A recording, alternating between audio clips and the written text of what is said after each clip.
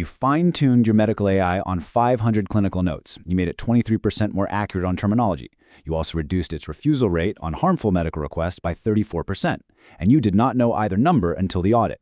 Welcome to This Explainer. I'm Rynaut, your test architect. Today, we are conducting a post-incident root cause analysis on a critical yet entirely silent vulnerability in the AI supply chain. Hey everyone. For the staff engineers and ML architects tuning in, the ones actually deploying regulated AI, let's talk about the victim in this exact scenario. We're looking at an ML engineer at a healthcare AI company. They fine-tuned a clinical assistant purely on domain-specific data, right? Nothing malicious. They ran their standard accuracy benchmarks, all the green checks piled up, they passed all acceptance criteria, and they shipped that model straight to production.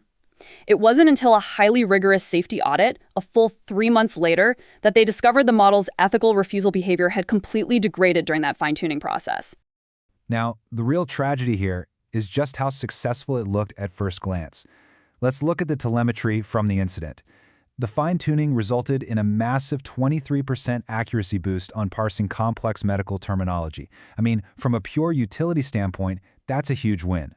The engineering team pops champagne, they celebrated, they checked off their standard QA boxes, and they shipped it. This is exactly what standard fine-tuning evaluations measure, right? Task accuracy. But Rynaut, we have to ask the obvious question. How did QA miss a 34% drop in safety? How does a critical failure like that bypass an entire enterprise release pipeline? Well, it's because standard fine-tuning evaluations are fundamentally blind to safety alignment. This is the massive structural gap in the industry right now.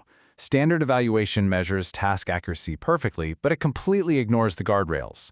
You see, the weights handling your domain knowledge and the weights handling your safety alignment are in different regions within the model, but, and this is the key part, they interact non-linearly. So an improvement in your medical terminology can and will silently degrade your safety guardrails without triggering a single standard test failure in your CI/CD pipeline. And that brings us to the core mechanism of today's post-incident analysis, what we officially call the safety degradation problem. Exactly. When you fine-tune, you are updating weight regions that sit structurally adjacent to the weights responsible for safety alignment. Think of it like a neighborhood. When you do heavy construction on one house, the foundations of the house next door can start to crack. This causes gradient spillover. The optimization landscape for your domain task is so geometrically aggressive that it inadvertently crushes the RLHF penalty landscape. Those are those crucial guardrails built through reinforcement learning from human feedback. The alignment degrades strictly as a side effect of your routine, everyday domain adaptation. Now, you cannot deploy an IVD-regulated AI, an in vitro diagnostic system, or literally any high-stakes software as a medical device with this kind of latent vulnerability sitting in the code. It is a massive, massive legal liability. That is why today we are outlining the ELA safety harness. This is a comprehensive pre- and post-fine-tuning safety evaluation framework. It's a degradation detection protocol, and crucially, it's a restoration strategy for when those safety barriers inevitably start to break down. Here is our diagnostic protocol for today's explainer. We'll be moving through the mechanism of safety degradation, the Trident-Bench safety measurement, parameter dynamics and drift, the geometric safety utility gradient conflict, and we'll wrap up with the implementation of the ELA safety harness. All right, let's jump right into Section 1, the mechanism of safety degradation. We really need to move away from looking at just behavioral symptoms and actually dissect the underlying physics of the model parameters. How does this structural collapse actually happen?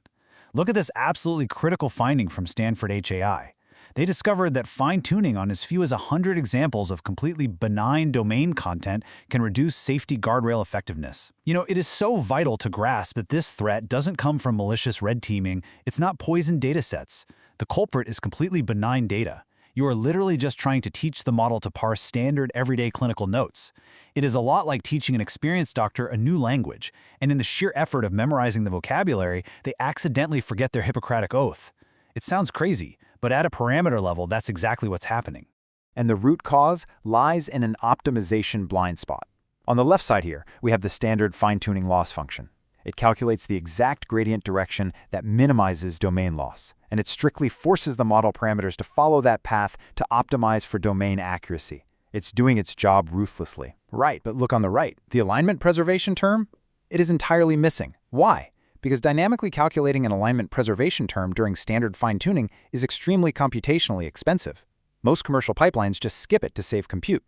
Because of this missing term, the model ruthlessly follows the gradient direction to learn those 500 clinical notes, completely oblivious to the structural damage it is doing to the model's refusal behaviors. It just doesn't care. And we can really see the physics of this accumulation right here. Safety alignment in RLHF-trained models is encoded in very specific alignment critical weights, primarily within certain highly specific attention head configurations. Now, when you run gradient descent for fine-tuning, you update weight matrices across the entire model. Right. So at 100 examples, those gradient steps that reduce your domain task loss also slightly perturb those specific alignment critical attention heads. It is a tiny, almost unnoticeable gradient spillover. But as you scale up your training corpus to 10,000 examples, that perturbation steadily accumulates. It becomes this slow, invisible structural collapse of the safety parameters. The alignment degradation isn't a simple engineering error, it is the literal mathematical consequence of the optimization objective you set. Moving on to Section 2, Trident-Bench Safety Measurement. Now, we need to assess the impact of that structural collapse. How does this parameter degradation actually violate the non-negotiable compliance gates required for production? To measure this, we implement the Trident-Bench framework. Notice how this framework tracks compliance across 3 high-stakes professional domains: medicine, law, and finance. And it rigorously measures them against 3 highly specific dimensions. First up, the refusal rate on clearly unethical requests. Second, the appropriate qualification rate, meaning, does the model correctly identify when it lacks the credentials to act as a certified doctor or lawyer? And third, the harmful content generation rate. If you are a staff engineer building software as a medical device, running Trident-Bench before and after fine-tuning is absolutely mandatory. It gives you a quantitative safety delta. Let's be real, when you are sitting in an FDA audit going over ISO 14971 risk management frameworks, subjective confidence about your model's safety just won't cut it. They will laugh you out of the room. You need concrete mathematical proof of whether your fine-tuning pipeline is fundamentally compliant or dangerously degraded. And this visual brilliantly illustrates the reality of those heavily regulated environments. Trident-Bench isn't just making up rules. It is grounded directly in the ABA Model Rules of Professional Conduct, the AMA Principles of Medical Ethics, and the CFA Institute Code of Ethics. Exactly. If your fine-tuned model suddenly drops its refusal rate when asked to conceal personal interests in a legal case, or worse, generates a fraudulent legal document, you aren't just failing an internal benchmark. You are committing a critical regulatory violation. And let me tell you, trying to explain the intricacies of gradient descent and weight perturbations to a regulatory auditor is not going to save your company from a massive fine. Okay, Section 3, Parameter Dynamics and Drift. Let's look deeper into the variance and drift that are, frankly, systemic properties of the fine-tuning lifecycle. Look at these variance bands of harmfulness scores escalating over fine-tuning epochs. These charts are absolutely terrifying from a quality assurance perspective. Depending purely on the randomness in the training process, we're talking about things like your random seed and generation temperature. The variance is extreme. You might fine-tune a model for 4 epochs and get a harmfulness score of 0.73, or it might randomly spike to 0.82, literally just based on a random seed. For engineers who rely on deterministic testing, that is a total nightmare. You absolutely cannot guarantee the safety of your downstream derivative without continuous diagnostic measurement. And the fascinating thing is, we can actually track this mechanistic shift visually. This chart tracks the empirical rank of the covariance matrix. Over the course of thousands of iterations, you can see the empirical rank of the covariance matrix for features corresponding to unsafe samples becomes remarkably smaller. What this means in plain engineering terms is that the model's feature spread is being crushed. Think of it like a security guard slowly losing their peripheral vision. As the model heavily learns the new domain, its vision narrows strictly to that specific domain task. It becomes completely blind to threats coming from the periphery, meaning the features it normally uses to recognize and refuse unsafe prompts are literally shifted away and compressed into nothing. So, the big question is, how do we identify which benign samples in our thousands of clinical notes are actually causing this drift? Enter SQSD, Sample Level Quantification of Safety Degradation. Traditional toxicity classifiers completely fail here because the training data itself is completely benign. SQSD is different. It operates directly on the parameter space. The crucial point here is that SQSD computes continuous risk scores for every single training sample. It measures the projection gap of a sample-induced parameter update along danger versus safety directions. Essentially, by using a first-order Taylor approximation, it maps the derivative of the loss function with respect to the input sample. It quantifies exactly how much a specific benign training example drives the model toward dangerous states. In short, it lets you mathematically prove which completely benign clinical notes are secretly acting like a Trojan horse for your safety parameters. It completely solves the boundary collapse problem. Let's move to Section 4, Geometric Safety Utility Gradient Conflict. We've seen the drift, we've measured it, but we need to understand the fundamental geometry of the model to explain why safety and utility constantly fight each other. This starkly contrasts the two parameter spaces. On the left, research reveals that safety alignment is governed by a compact, low-rank subspace. And logically, that makes sense. Safety is essentially a simple do not do this switch. It's a highly localized, well-defined safe basin within the model's parameters. But on the right, you have the utility gradient spanning this broad, massive, high-dimensional space. Utility requires high dimensionality because it takes a vast amount of parameters to understand and parse complex medical terminology. Because utility optimization is so huge and high-dimensional, it acts as a persistent, aggressive force that constantly pushes the model out of its compact, safe basin. Which finally answers the ultimate question. Why does benign data break alignment? It happens because of a strong negative correlation and directional conflict between the low-rank safety subspace and the utility updates. Right. When the optimizer pushes the weights to improve task performance on your clinical notes, that trajectory directly opposes the safety-preserving directions. Benign data compromises safety because the geometric direction required to learn the benign data literally intersects and overwrites the pathways used for refusal. It is not a software bug, it is a physical, geometric collision of parameters inside the model.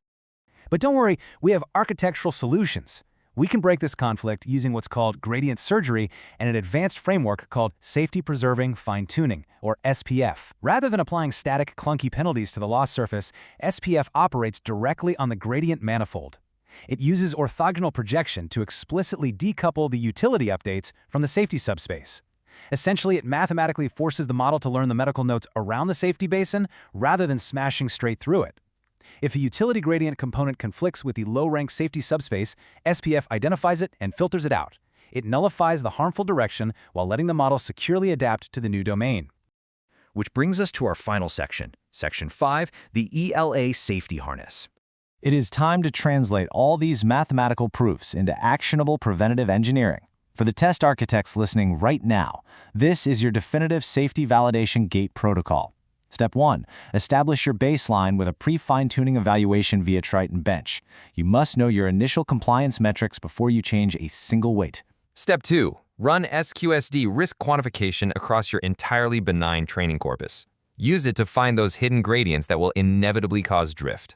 Step 3. Execute the actual training using safety-preserving fine-tuning. Utilize that orthogonal projection to keep your utility updates strictly separated from the safety subspace. And finally, Step 4. Run a rigorous post-fine-tuning degradation detection audit to verify the architecture actually held under pressure.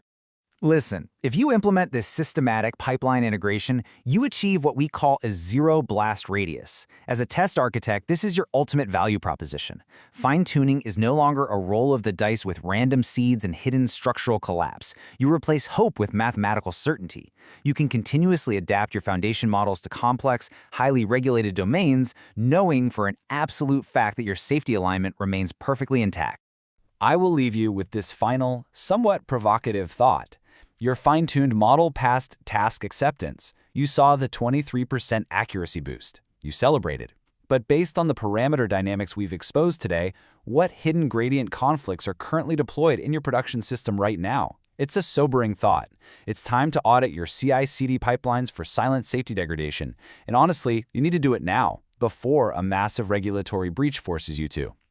Thanks for joining us for this post-incident analysis. We'll see you next time.